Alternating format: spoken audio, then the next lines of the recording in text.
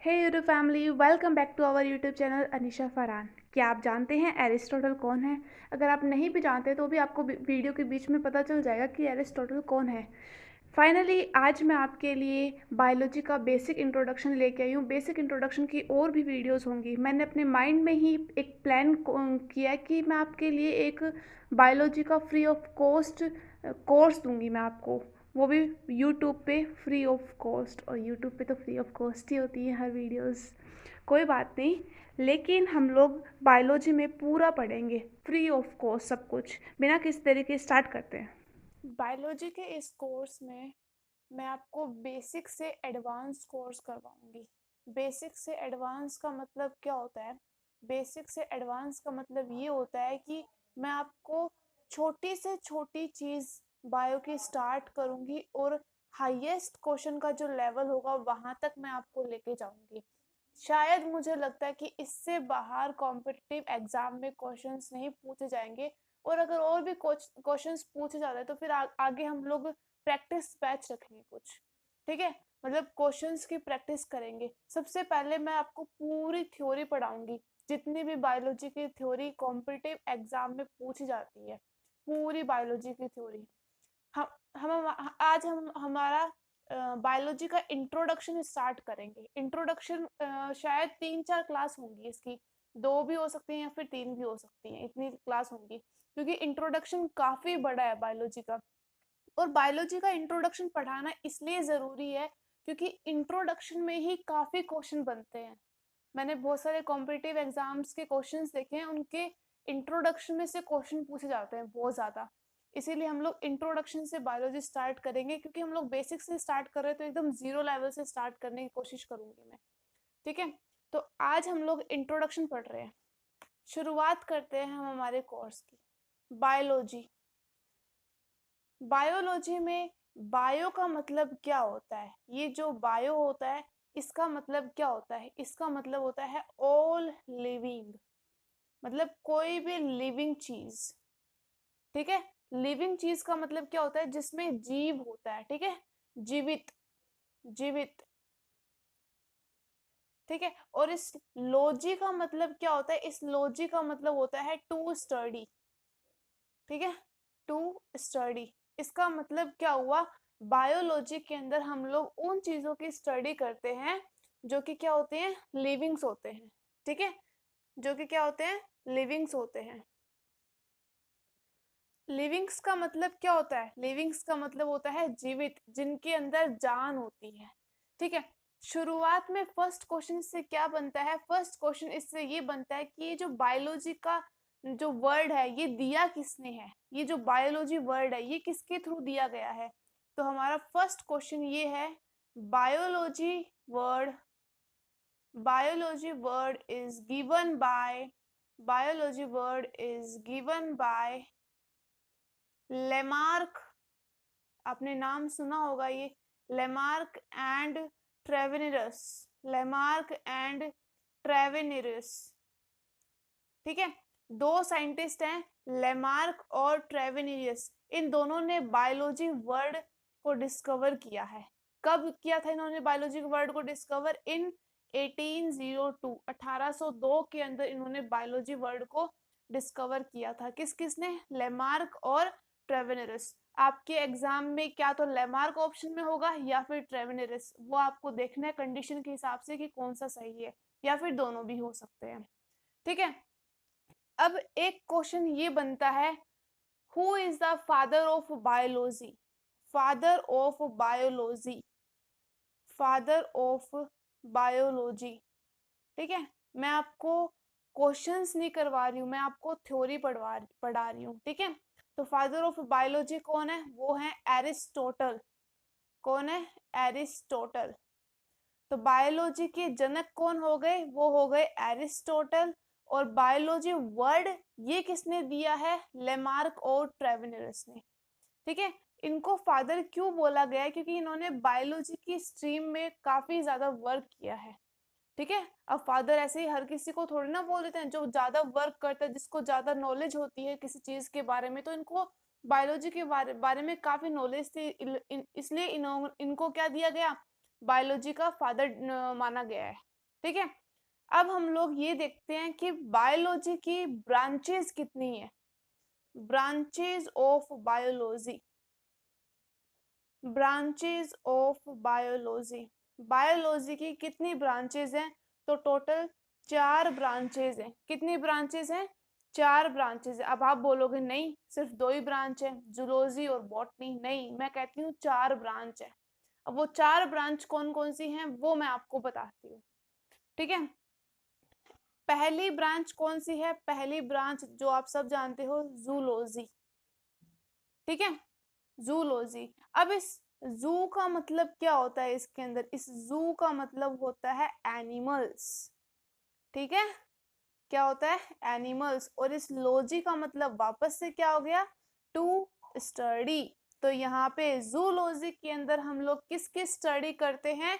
Animals की study करते हैं। ठीक है, किसकी स्टडी करते हैं? एनिमल्स की स्टडी करते हैं।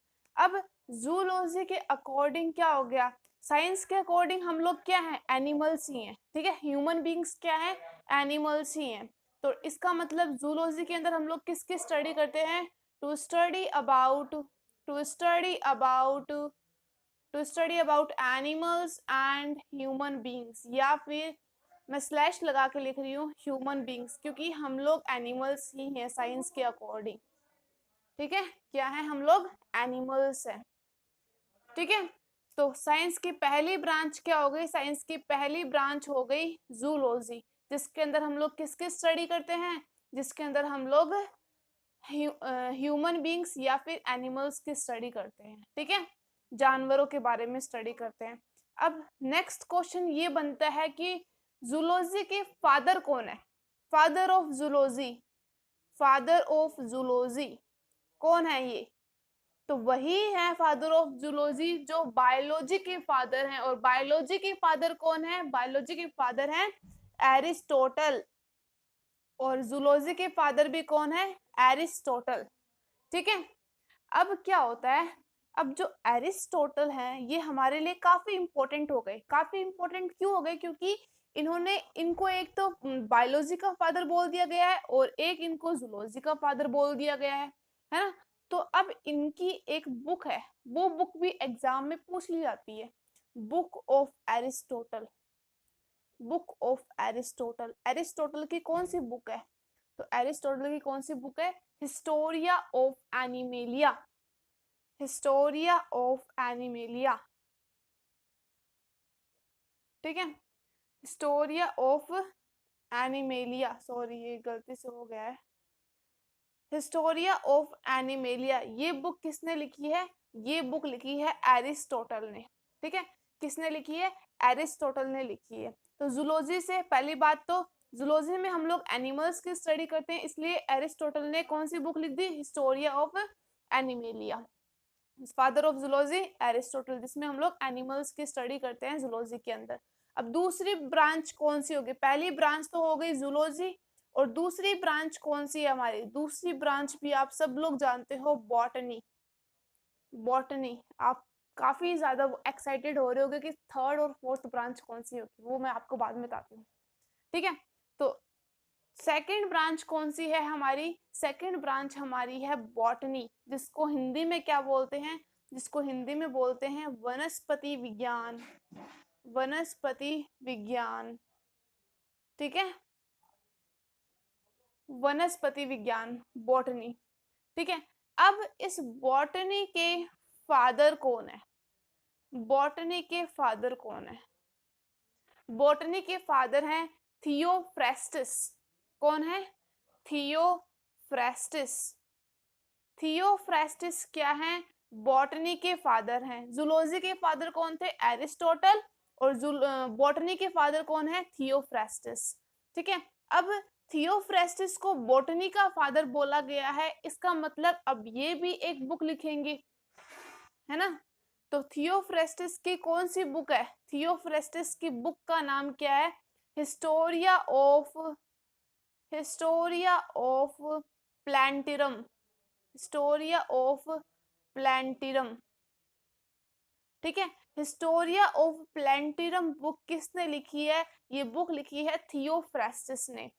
क्योंकि बॉटनी के अंदर हम लोग प्लांट्स की स्टडी करते हैं, ठीक है। किसकी स्टडी करते हैं? प्लांट्स की स्टडी करते हैं। इसीलिए थियोफ्रास्टस ने कौन सी बुक लिख दी? हिस्टोरिया ऑफ प्लांटिरम, ठीक है। अब हमारी थर्ड ब्रांच कौन सी है? हमारी थर्ड ब्रांच कौन सी है? हमारी थर्ड ब्रांच है माइक्रोबायोलॉजी। माइक्रोबायोलॉजी, सभी ने नाम सुना होगा माइक्रोबायोलॉजी का। माइक्रोबायोलॉजी को हिंदी में क्या कहते हैं? इसको हिंदी में कहते हैं सूक्ष्म जीव विज्ञान। सूक्ष्म जीव विज्ञान।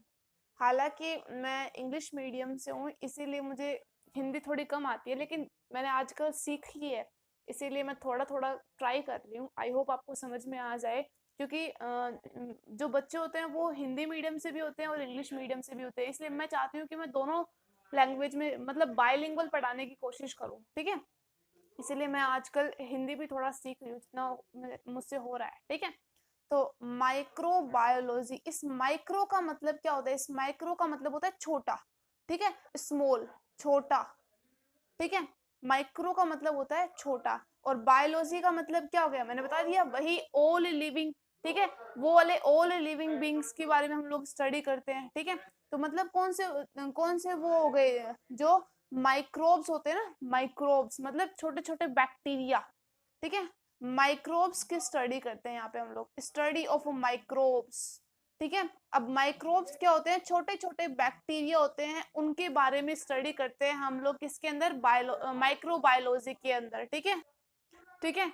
तो माइक्रोब्स के बारे में स्टडी करते हैं हम लोग किसके अंदर? माइक्रोबायोलॉजी के अंदर। नेक्स्ट क्वेश्चन इससे ये आता है कि माइक्रोबायोलॉजी के फादर कौन है? माइक्रोबायोलॉजी के फादर कौन है? तो इसके फादर कौन है? एवी लिवोनहुक। एवी लिवोनहुक, ठीक है। एवी लिवोनहुक किसके फादर हैं? एवी लिवोनहुक माइक्रोबायोलॉजी के फादर हैं सूक्ष्म जीव विज्ञान के, ठीक है, जिसमें हम लोग माइक्रोब्स की स्टडी करते हैं। नेक्स्ट क्वेश्चन इससे ये आता है कि माइक्रोबायोलॉजी के फादर तो एवी लिवोनहुक है, लेकिन माइक्रोबायोलॉजी के मॉडर्न फादर कौन है? मॉडर्न फादर कौन है माइक्रोबायोलॉजी के? तो मॉडर्न फादर है लुईस पाश्चर। लुईस पाश्चर, ठीक है। लुईस पाश्चर क्या है? मॉडर्न फादर हैं किसके? माइक्रोबायोलॉजी के। लेकिन फादर तो कौन है? एवी लिवोनहुक है। आजकल इनको माना जाता है, लुईस पाश्चर को, लेकिन ज्यादातर क्वेश्चन यही पूछा जाता है एग्जाम्स में, ठीक है।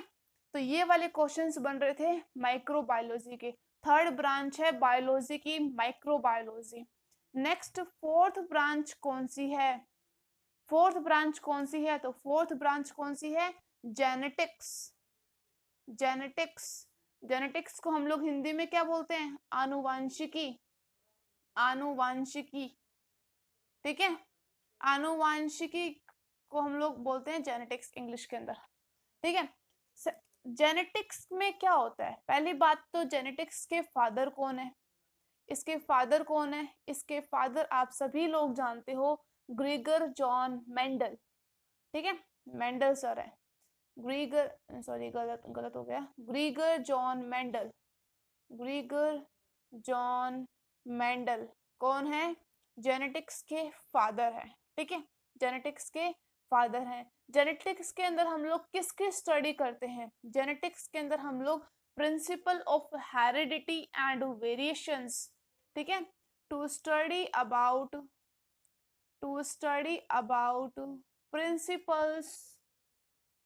Principles of heredity and variations, ठीक है। तो जेनेटिक्स के अंदर हम लोग किसकी स्टडी करते हैं? Principal of heredity and variations की स्टडी करते हैं। नेक्स्ट क्या है? नेक्स्ट, अब ये तो हम लोगों ने 4 ब्रांचेस पढ़ ली, ठीक है, 4 ब्रांचेस पढ़ ली। एक बार मैं आपको रिकॉल करवा देती हूँ 4 ब्रांचेस कौन कौन सी पढ़ी हैं। पहली ब्रांच तो है जूलॉजी, जूलॉजी। दूसरी ब्रांच है बॉटनी, बॉटनी। और तीसरी ब्रांच है माइक्रोबायोलॉजी, माइक्रोबायोलॉजी। और चौथी ब्रांच कौन सी हो गई? चौथी ब्रांच कौन सी है? जेनेटिक्स। कौन सी है? जेनेटिक्स। ये 4 ब्रांच हो गई, जूलॉजी, बॉटनी, माइक्रोबायोलॉजी और जेनेटिक्स, जो साइंस बायोलॉजी की ब्रांचेस हैं। ठीक है, किसकी ब्रांचेस हैं? चारों की चारों बायोलॉजी की ब्रांचेस हैं। अब सबसे पहले मैंने कहा था कि मैं बेसिक से एडवांस पढ़ाऊंगी, तो इसमें हम लोग क्या पढ़ेंगे? सबसे पहले हम लोग जूलॉजी पढ़ेंगे। ठीक है, क्या पढ़ेंगे? जूलॉजी पढ़ेंगे। अब जैसा कि बायोलॉजी के अंदर मतलब होता है कि लिविंग्स की स्टडी करते हैं। ठीक है, लिविंग्स की स्टडी करते हैं। अब वो लिविंग्स की स्टडी का मतलब क्या हो गया? अब लिविंग किसको बोलेंगे हम लोग? क्या ये पेन, ये जो पेन है ये लिविंग है? क्या इसके अंदर ये लिविंग है? क्या इसके अंदर जान है? नहीं। आप बोलोगे क्यों, ये लिविंग क्यों नहीं है? तो बहुत सारे कैरेक्टर्स आपको भी पता होंगे और मुझे भी पता है। ठीक है, तो अब लिविंग की कौन कौन सी कैरेक्टरिस्टिक्स होती हैं वो हम लोग पढ़ेंगे। ठीक है, तो हमारा टॉपिक क्या हो गया? हमारा टॉपिक हो गया characteristics, characteristics of living organism. कौन सी चीज को हम लोग लिविंग बोलते हैं? अब आप वो बोलोगे लिविंग्स, तो उन्हें बोलते हैं जो कि सांस ले सकते हैं, जो कि फलाना ढिंका पता नहीं क्या क्या कर सकते हैं। ठीक है, तो सबसे पहला टॉपिक क्या हो गया? Characteristics of living organism. कौन सी ऐसी चीज है जिसको हम लोग लिविंग बोलेंगे, उसके क्या प्रूफ होना चाहिए कि ये चीज लिविंग है? तो पहली बात तो लिविंग हम लोग उसको बोलते हैं जिसके अंदर क्या होती है? जिसके अंदर सेल्स होती हैं। क्या होती हैं? सेल्स होती हैं, कोशिकाएं होती हैं। ठीक है, क्या होती हैं? कोशिकाएं होती हैं। उसको हम लोग क्या बोलेंगे? उसको हम लोग लिविंग बोलेंगे। ठीक है, तो लिविंग की पहली कंडीशन क्या हो गई? पहला कैरेक्टरिस्टिक क्या हो गया कि उस बॉडी के अंदर क्या प्रेजेंट होना चाहिए? उस बॉडी के अंदर सेल्स प्रेजेंट होनी चाहिए। ठीक है, कोशिकाएं प्रेजेंट होनी चाहिए उस बॉडी के अंदर, तभी वो बॉडी क्या होगी? तभी वो बॉडी लिविंग होगी। ठीक है, लिविंग होगी। अब सेल, सेल क्या होता है? ठीक है, सेल हमारी बॉडी किससे मिलके बनी हुई है? हमारी बॉडी सेल से मिलके बनी हुई है। जब बहुत सारे सेल, जब बहुत सारे सेल क्या हो जाते हैं? एक जगह इकट्ठे हो जाते हैं। ठीक है, एक जगह मतलब ये सेल्स थी, ये एक सेल थी, अब ये इसने यहाँ पे बहुत सारे सेल्स बना ली। ठीक है, यहाँ पे ग्रुप बन गया सेल्स का, एक समूह बन गया। ठीक है, तो अब इस चीज को हम लोग क्या बोलेंगे? इसको हम लोग बोलेंगे टिश्यू। ठीक है, क्या बोलेंगे? और टिश्यू को हिंदी में क्या कहते हैं? उत्तक। ठीक है, क्या कहते हैं? उत्तक। जब बहुत सारी कोशिकाएं एक जगह इकट्ठी हो जाती है तो उस चीज को हम लोग क्या कहते हैं? उस चीज को हम लोग कहते हैं उत्तक, टिश्यू। ठीक है, इंग्लिश में बोले तो टिश्यू। एक सेल थी, एक सेल है तो वो सिंगल सेल है, यूनिसेलुलर है। ठीक है, अब वो एक सेल क्या कर रही है? डिवाइड हो रही है, सेल डिवीजन कर रही है बार बार में, और एक जगह वो बहुत सारी सेल्स क्या हो गई? बाद में आके इकट्ठी हो गई, तो उन्होंने क्या बना लिया? उन्होंने एक टिश्यू की लेयर बना ली। एक सेल ये है, एक ये है, एक ये है, एक ये है, ऐसे बहुत सारी सेल्स यहाँ पे इकट्ठी हो गई, तो उन्होंने क्या बना लिया? टिश्यू बना लिया, उत्तक बना लिया। अब ये टिश्यू क्या करता है? ये टिश्यू क्या बनाता है? ये टिश्यू एक टिश्यू सिस्टम बनाता है पूरा। ठीक है, टिश्यू क्या बनाता है? ये एक टिश्यू सिस्टम बनाता है पूरा। इस टिश्यू सिस्टम से मतलब, टिश्यू सिस्टम का मतलब क्या हो गया?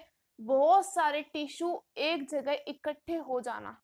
ठीक है, बहुत सारे टिश्यू एक जगह इकट्ठे हो जाना, that is called tissue system. ठीक है, that is called tissue system. अब यहाँ पे क्या बन गया? यहाँ पे एक टिश्यू सिस्टम हम लोगों ने रेडी कर लिया। ठीक है, पहले सेल बनी, सबसे छोटा क्या था? सबसे छोटा सेल था। जब बहुत सारी सेल्स एक जगह इकट्ठी हुई तो उन्होंने क्या बनाया? उन्होंने टिश्यू बनाया, जिसको हिंदी में बोलते हैं उत्तक। ठीक है, उत्तक। जब बहुत सारे टिश्यू इकट्ठे हुए एक जगह तो उन्होंने क्या बनाया? उन्होंने बनाया टिश्यू सिस्टम। ठीक है, टिश्यू सिस्टम। अब टिश्यू, जब बहुत सारे टिश्यू सिस्टम एक जगह इकट्ठे हो जाते हैं तो वो क्या बनाते हैं? तो वो बनाते हैं ऑर्गन। क्या बनाते हैं? ऑर्गन, कोई भी आपका अंग। ठीक है, कोई भी आपका अंग, जैसे लीवर, किडनी, ठीक है, गॉल ब्लैडर, स्टमक, पेनक्रियाज वगैरह वगैरह, जो भी आपकी बॉडी के अंदर प्रेजेंट है। ठीक है, जो भी हमारी बॉडी के अंदर प्रेजेंट है वो क्या हो गया? अंग। ठीक है, एक अंग, अकेला अंग। ठीक है। एक टिश्यू सिस्टम क्या बनाता है, एक अंग बनाता है, ठीक है। ऑर्गन से फिर क्या बनते हैं, जब यही ऑर्गन्स में और क्या होता है, सेल डिवीजन होने लग जाता है ना, तो फिर ये क्या बनाते हैं, ये बनाते हैं ऑर्गन सिस्टम। क्या बनाते हैं, ऑर्गन सिस्टम, ठीक है। अब इस ऑर्गन सिस्टम का मतलब क्या होता है, ऑर्गन सिस्टम का मतलब क्या होता है, जैसे कि आपका हो गया सर्कुलेटरी सिस्टम, आपका हो गया respiratory system, excretory system, skeletal system, ये मैं आपको पढ़ाऊंगी आगे, ठीक है। तो ये बहुत सारे तरीके के सिस्टम होते हैं। जैसे रेस्पिरेटरी सिस्टम है तो उसके अंदर क्या क्या आता है, उसके अंदर आपका माउथ या फिर नोज, ट्रैकिया, विंड पाइप, ठीक है। फिर एलिमेंट्री कैनाल में आपका क्या आता है, लंग्स आते हैं, ठीक है। तो ये क्या होगा, ये आपको मतलब रेस्पिरेटरी सिस्टम के अंदर होने वाले कौन कौन से ऑर्गन्स हैं जो कि यूज होते हैं, ठीक है। कौन कौन से ऑर्गन हैं जो कि यूज होते हैं, उसको हम लोग कहते हैं रेस्पिरेटरी सिस्टम। अब कोई भी एक सिस्टम ले लो और वो क्या बन गया आपका ऑर्गन सिस्टम, क्योंकि वो ऑर्गन से मिलके बना है, ठीक है। जैसे कि डाइजेस्टिव सिस्टम के अंदर आपका माउथ, फिर आपके फूड पाइप, ठीक है, फिर आपका स्टमक आ गया, फिर आपके स्मॉल इंटेस्टाइन, ऐसे ये सारे क्या है, ऑर्गन से मिलके बने। तो ये इन्होंने क्या बना लिया, एक ऑर्गन सिस्टम बना लिया, अलग अलग सिस्टम बना लिए इन्होंने, ठीक है। अब ऑर्गन सिस्टम जैसे कि एग्जांपल लिखाऊं आपको, डाइजेस्टिव सिस्टम, ठीक है, एक्सक्रिएटरी सिस्टम, ठीक है, एक्सक्रिएटरी सिस्टम, और क्या हो गया, रेस्पिरेटरी सिस्टम, रेस्पिरेटरी सिस्टम, और क्या हो गया, स्केलेटल सिस्टम, सर्कुलेटरी सिस्टम, ठीक है, ठीक है। तो ये क्या हो गए, ये अलग अलग तरीके के सिस्टम हो गए, हमारे ऑर्गन सिस्टम है, ठीक है, जो कि मैं आपको सारे पढ़ाऊंगी, और भी हैं, ठीक है, और भी हैं, वो भी मैं आपको पढ़ाऊंगी सारे के सारे, ठीक है। अब ऑर्गन सिस्टम बन गया, इसका मतलब क्या हो रहा है, आपकी बॉडी तैयार हो रही है धीरे धीरे, लिविंग बॉडी, ठीक है। तो ऑर्गन सिस्टम लास्ट स्टेज होती है और उसके बाद में आपकी क्या बन जाती है, एक लिविंग बॉडी बन जाती है, ठीक है। क्या बन जाती है, लिविंग बॉडी बन जाती है। और ये हो आप, हम, ठीक है, हम आप नहीं, हम, ठीक है। तो अब ये बताओ कि मैंने स्टार्ट किया था सेल वाला टॉपिक, ठीक है। सबसे पहला कैरेक्टरिस्टिक क्या था, सबसे पहला कैरेक्टरिस्टिक ये था कि लिविंग बॉडी के अंदर सेल होना चाहिए। अगर सेल नहीं होंगे तो क्या टिश्यू बनेंगे, अगर टिश्यू नहीं होंगे क्या तो टिश्यू सिस्टम बनेगा, अगर टिश्यू सिस्टम नहीं होगा तो क्या ऑर्गन्स बनेंगे, और अगर ऑर्गन्स ही नहीं बनेंगे तो ऑर्गन सिस्टम कहाँ से, और ऑर्गन सिस्टम नहीं होगा तो लिविंग बॉडी नहीं होगी हमारी, है ना। तो इसका मतलब हमारी बॉडी के अंदर क्या होना चाहिए, हमारी बॉडी के अंदर सेल होना चाहिए, ठीक है। क्या होना चाहिए, सेल होना चाहिए, ठीक है। अब हम लोग क्या बोल सकते हैं कि सेल होता क्या है, आखिर इसकी डेफिनेशन क्या है, व्हाट इज सेल, ठीक है। तो इसकी डेफिनेशन क्या हो गई, it is a structural and fundamental unit of life, structural structural and fundamental fundamental unit of life, ठीक है। तो सेल क्या हो गई, सेल हमारी स्ट्रक्चरल एंड फंडामेंटल हो गई हमारे जीवन की, ठीक है। या फिर इसको हम लोग ये भी बोल सकते हैं बेसिक यूनिट ऑफ लिविंग्स, ठीक है, बेसिक यूनिट ऑफ लिविंग्स। कोई भी अगर लिविंग है तो उसके अंदर बेसिक यूनिट क्या होनी चाहिए, मतलब छोटी सी चीज क्या होनी चाहिए जिसकी वो शुरुआत कर सके, लिविंग की शुरुआत कर सके, तो वो क्या है, सेल है, ठीक है। वो क्या है, सेल है, बेसिक यूनिट है ये हमारी लिविंग्स की, ठीक है। या फिर स्ट्रक्चरल एंड फंडामेंटल यूनिट है, ठीक है। तो ये क्या था, ये था सेल, ये क्या था, ये था सेल। तो पहला कैरेक्टरिस्टिक क्या होगा कि हमारी बॉडी के अंदर क्या होनी चाहिए, हमारी बॉडी के अंदर सेल होनी चाहिए, क्या होनी चाहिए, सेल होनी चाहिए। अब आप बोलोगे ठीक है सेल तो है, लेकिन सेल भी दो टाइप की होती हैं, ठीक है। अब types of cell, types of cell, cell के भी दो टाइप होते हैं, और वो दो टाइप कौन से होते हैं, पहला टाइप होता है prokaryotic cell, prokaryotic cell, prokaryotic cell, और दूसरी क्या होती है, दूसरी होती है यूकैरियोटिक सेल। दूसरी क्या होती है, यूकैरियोटिक सेल। ठीक है, एक तो हो गई प्रोकैरियोटिक सेल और दूसरी क्या हो गई, दूसरी हो गई यूकैरियोटिक सेल। दो टाइप की सेल्स हैं, हम लोगों ने बायो के अंदर पढ़ते हैं, दो टाइप की सेल्स होती है, एक होती है प्रोकैरियोटिक सेल और दूसरी होती है यूकैरियोटिक सेल। इस प्रोकैरियोटिक सेल के अंदर, इस प्रोकैरियोटिक सेल के अंदर इस प्रो का मतलब क्या होता है, PRO, प्रो का मतलब क्या होता है, पुराना, प्रिमिटिव। ठीक है, प्रिमिटिव, और प्रिमिटिव को हिंदी में हम लोग कहते हैं प्राचीन। क्या कहते हैं, प्राचीन या फिर पुराना। ठीक है, सिनोनिम है ये इसका। ठीक है, तो प्रो का मतलब क्या होता है, प्रिमिटिव। इसका मतलब क्या हो गई, प्रोकैरियोटिक सेल। और कैरियोटिक का मतलब क्या होता है, कैरियोटिक का मतलब क्या होता है, कैरियोटिक का मतलब होता है न्यूक्लियस। ठीक है, कैरियोटिक का मतलब क्या होता है, कैरियोटिक का मतलब होता है न्यूक्लियस। इसका मतलब क्या हो गया, प्रोकैरियोटिक सेल वो सेल होती हैं जिनके अंदर पुराना प्रिमिटिव न्यूक्लियस प्रेजेंट होता है। मतलब न्यूक्लियस होता है वो अच्छा नहीं होता है, मैच्योर न्यूक्लियस नहीं होता है, वेल डिफाइंड न्यूक्लियस नहीं होता है, डेवलप्ड न्यूक्लियस नहीं होता है। ठीक है, या फिर कई बार तो न्यूक्लियस ही नहीं होता है। ठीक है, कई बार तो न्यूक्लियस ही नहीं होता है। तो प्रोकैरियोटिक सेल कौन सी सेल है, वो सेल होती हैं जिनके अंदर न्यूक्लियस क्या होता है, प्रिमिटिव होता है, प्राचीन पुराना होता है। ठीक है, इमैच्योर न्यूक्लियस प्रेजेंट होता है। ठीक है, immature nucleus is immature, nucleus is immature. ठीक है, या फिर अंडर डेवलप्ड, या फिर हम लोग बोल सकते हैं कि एब्सेंट भी हो सकता है। ठीक है, कुछ सेल्स ऐसी होती हैं कुछ सेल्स ऐसी होती हैं जिनके अंदर न्यूक्लियस होता ही नहीं है। ठीक है, जिनके अंदर न्यूक्लियस होता ही नहीं है, तो वो क्या हो गई, प्रोकैरियोटिक सेल हो गई। अब आप बोलोगे कौन कौन सी ऐसी चीज है जिनके अंदर प्रोकैरियोटिक सेल प्रेजेंट होती हैं, तो आपका बैक्टीरिया हो गया। ठीक है, इसका एग्जाम्पल हम लोग क्या लिख सकते हैं, इसका एग्जाम्पल हम लोग लिख सकते हैं कि जो बैक्टीरिया की सेल होती है ना, वो कैसी होती है, वो प्रोकैरियोटिक सेल होती है, प्रोकैरियोटिक सेल होती है। इनका जो न्यूक्लियस होता है वो वेल डेवलप्ड न्यूक्लियस नहीं होता है। इसका मतलब अगर न्यूक्लियस नहीं होगा तो उसके अंदर DNA RNA वो कहाँ से होंगे। ठीक है, तो फिर हम लोग पता नहीं लगा पाएंगे हर किसी चीज का। तो हम इनके जो बैक्टीरिया की सेल होती है वो कैसे होती है, प्रोकैरियोटिक सेल होती है, उनका न्यूक्लियस अच्छा नहीं होता है। दूसरा क्या है, दूसरा है ब्लू ग्रीन एल्गी। ठीक है, दूसरा एग्जाम्पल क्या है, दूसरा एग्जाम्पल है ब्लू ग्रीन एल्गी। ठीक है, ब्लू ग्रीन एल्गी का ही दूसरा नाम है साइनोबैक्टीरिया, साइनोबैक्टीरिया।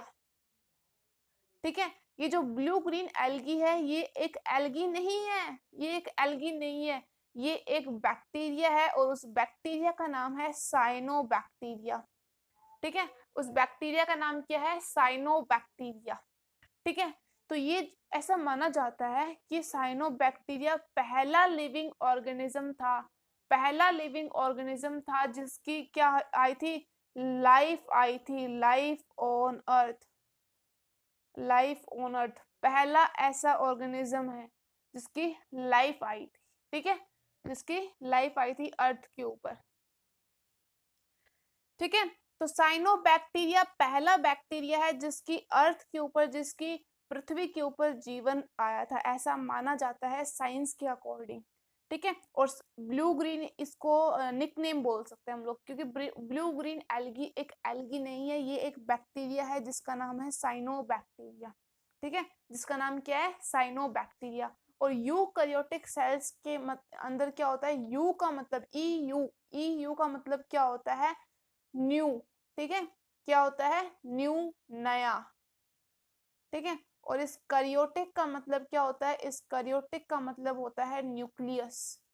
ठीक है, इस कैरियोटिक का मतलब क्या होता है, न्यूक्लियस। इसका मतलब क्या हो गया, यूकैरियोटिक सेल्स वो सेल्स होती हैं जिनके अंदर नया न्यूक्लियस प्रेजेंट होता है। इसका मतलब क्या हो गया, वो न्यूक्लियस कैसा होगा, वो वेल डेवलप्ड मैच्योर न्यूक्लियस होगा, क्योंकि वो नया होता है। ठीक है, तो न्यूक्लियस इज वेल डेवलप्ड। ठीक है, nucleus is well developed nucleus present होता है, एकदम बढ़िया वाला, एकदम मैच्योर न्यूक्लियस प्रेजेंट होता है। अब आप बोल लोगे कि हमारे अंदर कौन सा न्यूक्लियस होता है, तो हमारे अंदर यही वाला यूकैरियोटिक सेल्स ही प्रेजेंट होती हैं, ठीक है। एग्जाम्पल क्या हो गया इसका? एग्जाम्पल हो गया प्लांट सेल्स, ठीक है। प्लांट के अंदर कैसे सेल्स प्रेजेंट होती हैं? Eukaryotic cells. एनिमल्स के अंदर, मतलब हमारे अंदर, एनिमल्स है ना हम लोग, हमारे अंदर, ठीक है। तीसरा फंगाई के अंदर, ठीक है, कवक, फंगाई को हम लोग हिंदी में क्या कहते हैं? कवक। और एल्गी के अंदर, एल्गी बोले तो शैवाल, ठीक है, शैवाल। शैवाल आपने देखी होगी जहाँ पे ऐसे एरिया के अंदर होती है जहाँ पे पानी ज्यादा इकट्ठा होता है, ठीक है। तो एल्गी के अंदर शैवाल, फंगाई, कवक, एनिमल्स, प्लांट्स, ठीक है। इनके अंदर कैसी सेल्स होती हैं? इनके अंदर यूकैरियोटिक सेल्स होती हैं। कैसी सेल्स होती हैं? यूकैरियोटिक सेल्स होती हैं। नेक्स्ट, अब आपको नोट लगा के लिखना है। नोट ये लगाना है, बेसिक टू एडवांस मैं आपको नेक्स्ट वीडियो के अंदर पढ़ाऊंगी। मतलब एक कैरेक्टरिस्टिक हम लोगों ने पढ़ा दिया है, लिविंग सेल के अंदर क्या होना चाहिए, सॉरी, लिविंग ऑर्गेनिज्म के अंदर क्या होना चाहिए? सेल होनी चाहिए। दूसरा टॉपिक क्या होगा? दूसरा टॉपिक मतलब दूसरा कैरेक्टरिस्टिक क्या होगा लिविंग ऑर्गेनिजम्स का, वो मैं आपको दूसरी वीडियो, मतलब नेक्स्ट वीडियो के अंदर पढ़ाऊंगी, ठीक है। तब तक के लिए अपना ध्यान रखना। Bye bye and take care of you. Wait कहीं मत जाइएगा प्लीज़। वीडियो के लास्ट में मैंने जो लास्ट पेज पे जो लिखा है वहाँ पे मैं अपना स्पीकर का बटन ऑन करना भूल गई, इसलिए आपको ऑडियो की आवाज़ नहीं सुनाई दी गई। उसके लिए आई एम रियली सॉरी। मैं आपको वो नेक्स्ट वीडियो में फिर से समझा दूँगी। और ये एप्पल के बारे में जो फैक्ट लिखा है वो भी ज़रूर देख लेना, और अपने घर में एडल्ट को एक एप्पल ज़रूर खिलाना। Thank you so much. मिलते हैं नेक्स्ट वीडियो में। Bye bye.